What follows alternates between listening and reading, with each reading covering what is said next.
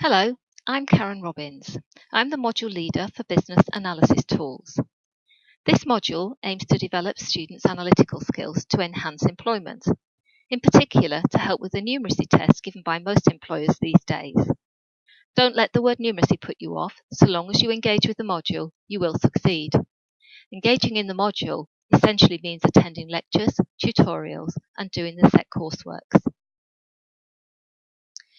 The aims of this module are to enable students to appreciate the importance of models and analytical techniques in business decision making. The main topics are business modelling, forecasting, project management, simulation, brand switching, and stock control.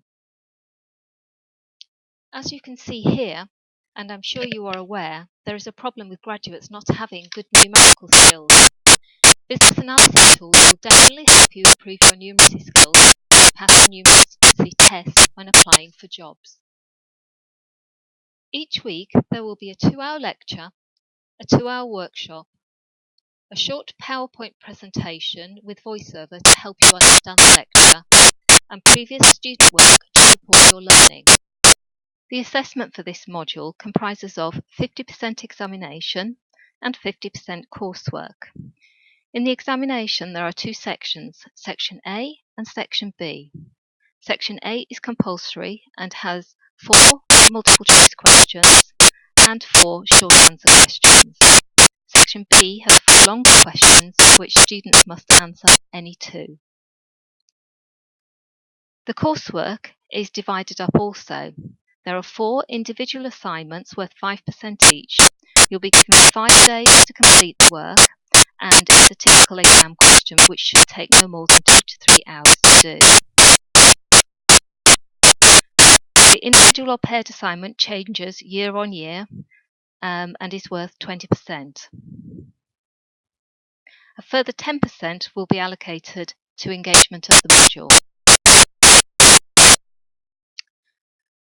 Each workshop or tutorial will have a student learning assistant to support students. These student learning assistants took the module 1 or 2 years ago and are willing to spend their time supporting students currently on the module. It's good for them because they develop skills, and it's good for current students because they get extra help.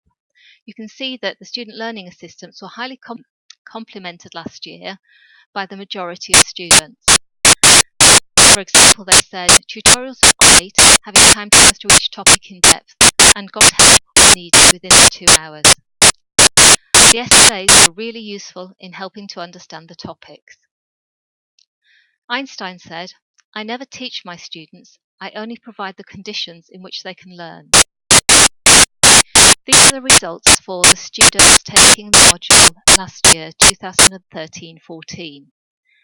There were 76% of students who passed the module at first attempt. 12 students were missing, which obviously has impacted on that figure. The average coursework mark was 59%. The average exam mark, including those absent, was 50%, with an overall average of 55%.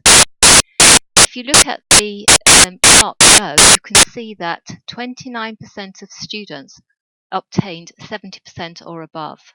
Those were highly engaged students who attended everything. And in fact, there were 70% of students who got between 60 and 69%. So over half the students, 60% and above. At the bottom end are those that were not engaged in the module, that obviously didn't put in the work and failed.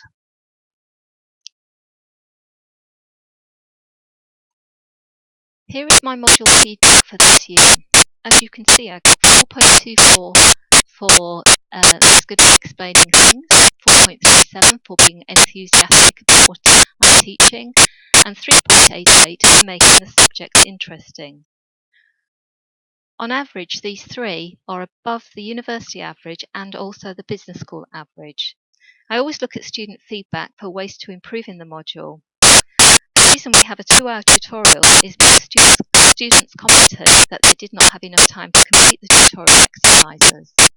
I'm considering moving back to a 2-hour lecture to try and help with making the subject interesting.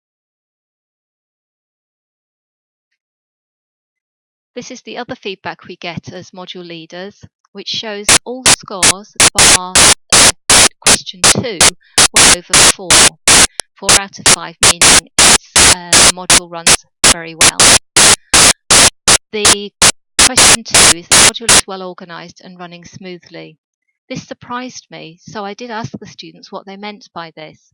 And my understanding is it was to do with the use of the electronic voting handset not always working properly, which is a technical issue that I'm working on.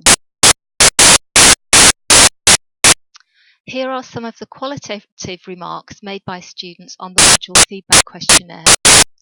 This module is very interesting and there's nothing I would change. The lecture and tutorials are both great, very clear, and the help in tutorials is a massive bonus. It was not as hard as I thought it was going to be. I was promised help when I needed it, and I received that help. The best thing about the module is that the figures and numbers scale at the beginning. Then you start recognizing them, and you're like, whoa, I can do maths. Student comments are used for me to make changes to the module where they have raised an issue.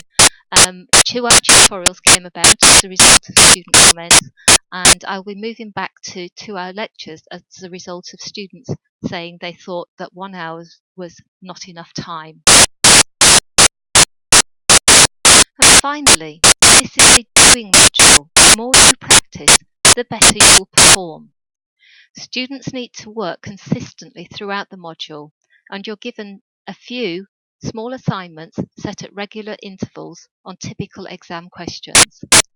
Attendance at lectures is essential for understanding, and students will only pass the module if they actively participate and practice questions. As Confucius said, I hear and I forget, I see and I remember, I do and I understand.